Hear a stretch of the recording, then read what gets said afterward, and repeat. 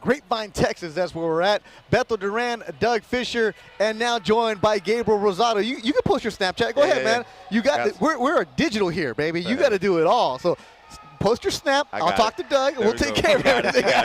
Gabriel Rosado is our guest right now. The co-feature takes on Willie Monroe Jr. Go to goldenboypayperview.com to get that fight for Saturday. Gabe, the co-feature, how cool is it just to be on this card, but let alone a big opportunity for you? Oh, yeah, man. I'm extremely excited.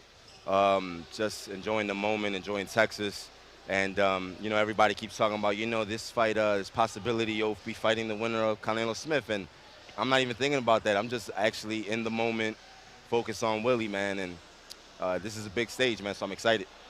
And Willie calls himself El Mongoose because he says he's crafty, intelligent, aggressive. He does have a versatile style, and he does look like a really good athlete.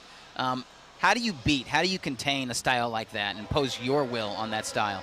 Well, he's done that against limited competition. You know, he's done that against, his last fight was a guy who I don't think was, no disrespect to who he fought, but I don't think the guy was, you know, a world-class level guy. And I think the second half of the fight, he averaged about 27 punches a round. You know, that's a guy that you should take out of there, take him out, you know, or overwhelm him. But he was content with just doing enough to get the win. So that right there shows me that he don't got dog in him. He has 2 losses in his career. You have 9, but you look at the 9 that you've had, the names just stand out. Nobody else in your division has taken on the monsters you've taken on. Why do you take on those fights? Well, you know, it's just my mentality. I'm a Philadelphia fighter, and I grew up in a gym where you sparred the top guys, and you got your ass beat, and you came back the next day, and you kept on working with the guy. I remember being an amateur, I was sparring the top pros in Philadelphia. Bad fighters, man. I was sparring Bernard Hopkins when I was an amateur. And why? So, yeah, well, that's the way it is in Philly.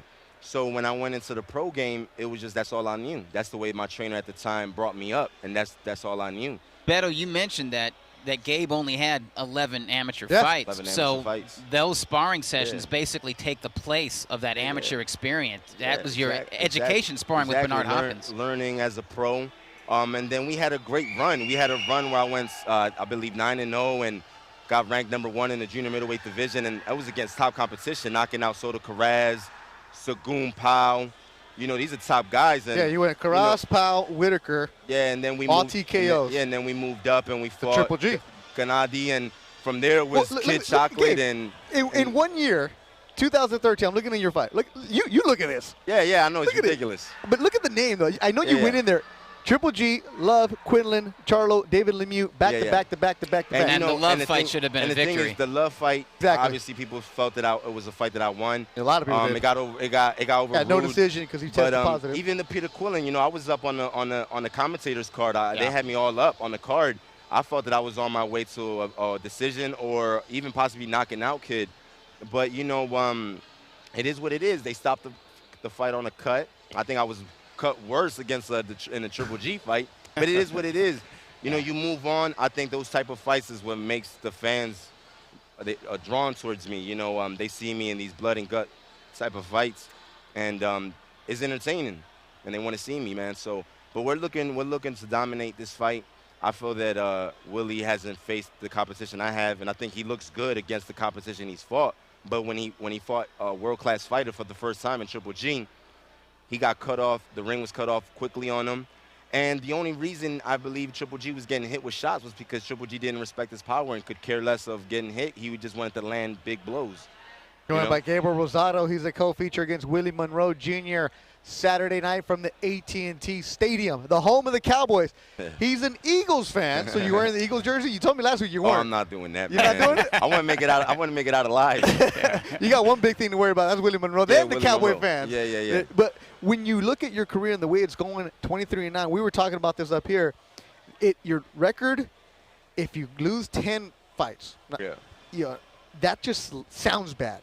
Your opponents will be different. You go to a different level. Do you understand that? Oh, absolutely. And I think that's why I made a dramatic change where I said, you know what, man, I was with the same trainer for 10 years. We had our good run together. together. It was hard to leave him because it was like a family relationship. But I said, man, if I have to take this to the next level, and I knew I had to find someone with experience, and that's why I went to Fernando.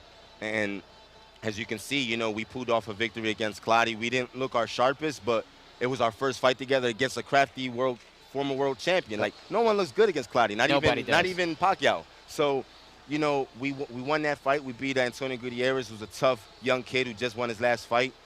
And I think this is the fight where everything's going to come together, where me and Fernando is really flowing, and the chemistry is great. And I'm 162 this morning. I'm already, my weight is great. And it's Tuesday. Yeah, and I'm excited because, you know, I was able to eat breakfast, and being that I'm cutting the weight so good, I'll have the energy that I need to put on a great performance.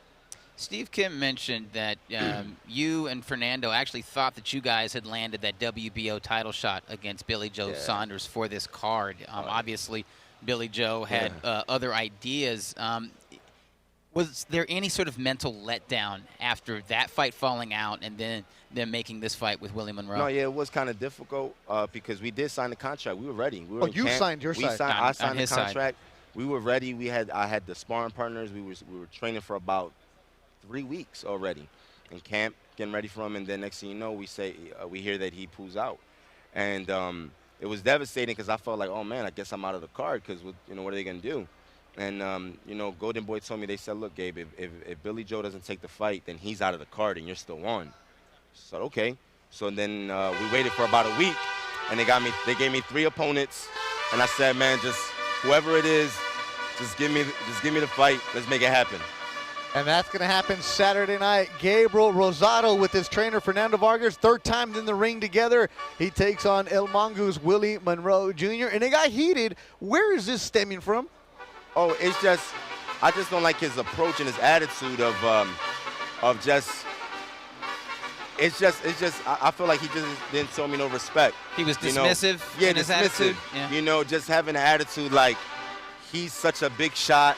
And it's like no one, first of all, I don't play this game of I'm Gabriel Rosado. I don't care. If you know me, you know me. If you don't, you don't. It is what it is. But in the boxing where I'm known, I'm respected. And he just kind of downplayed me, and that kind of turned me off. So, you know, I respect all fighters, but once you start talking to me in a disrespectful manner, it gets personal. You were on the Golden Boy Snapchat. You said you're going to knock him out. Oh, absolutely. That's what you're looking for. I guarantee it. I guarantee it. I give you my word right now that the fight ends in a knockout. I guarantee it. Look, I'm writing it down right here. I guarantee it. So you're looking for that for Saturday? I'm not looking for it. It's gonna happen. I guarantee it. I guarantee it. Gabriel Rosado. If I don't knock him out cold, he'll quit. He'll quit. There it is. Get that pay-per-view for Saturday. Gabriel Rosado and Willie Monroe. This is not the same guy that fought Antonio. This is my approach in this fight is to kill. You're going to see a different guy this time, a different guy. That's the voice of Gabriel Rosado. Yeah. You'll see him Saturday. Go to the pay-per-view, goldenboypayperview.com. Buy it for Saturday. Mano a Mano is coming up, voiced by the legend and Hall of Famer Michael Buffer. And that's Liam Smith, Canelo Alvarez, next on ringtv.com.